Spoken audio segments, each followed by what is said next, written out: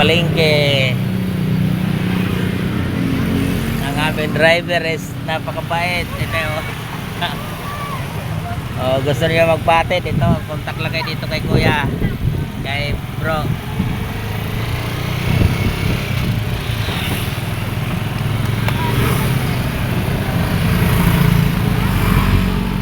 Binigyan namin yung panilawan, Kuya Pino, yung sinukay nilang bubon. Oo. Wait time, hindi pa nagbabayad. Ngayon, nakita namin, sinigil niya.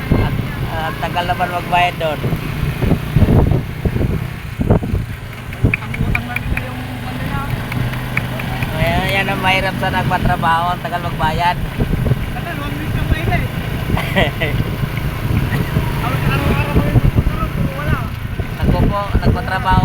Nagpatrabaho pa sila, tapos wala pala pambayad. Nabayaran na yung kalate. 10 million na yung bitay. Kapag may balance pa silang buwan. 11,000. Tapos nakita namin, nalawa namin. Hindi na nakatakas. Hindi na nakatakas. Huwag mo na kami antayin ngayon na kasi magtambay-tambay kami sa plaza. Kung magpasundo kami, di tawagan ka na ni ate. Kasi bukas magpatid kami sa'yo ng tayog. Oo.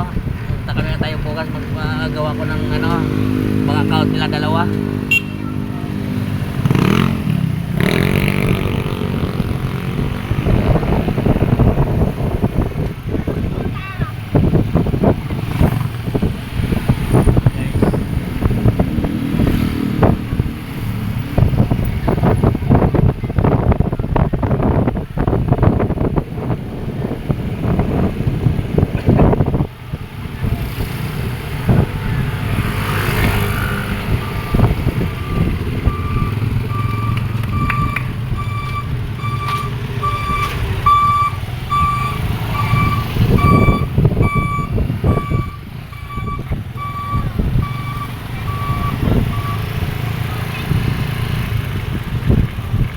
No entry.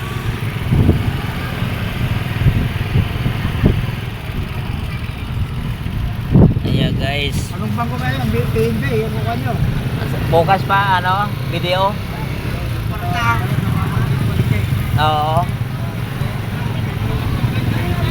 Para doon na kami magpapadala sa account nila pagka nagpadala ko ng maliit kasi ang bawas sa charge sa padala pagka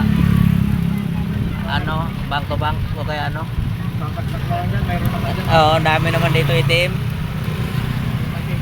Oo, ang dami. Minsan, offline yan. Oo, pero marami dito.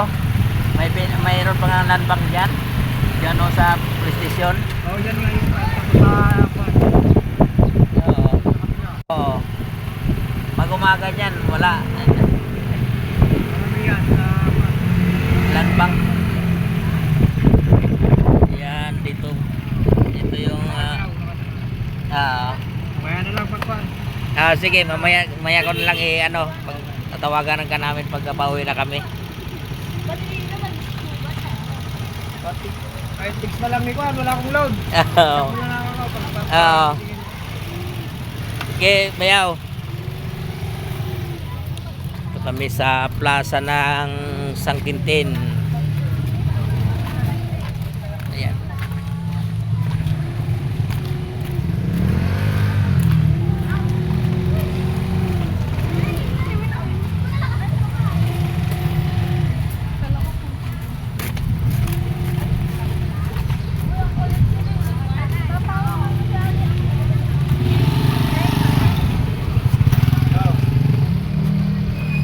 Ito yung palengke ng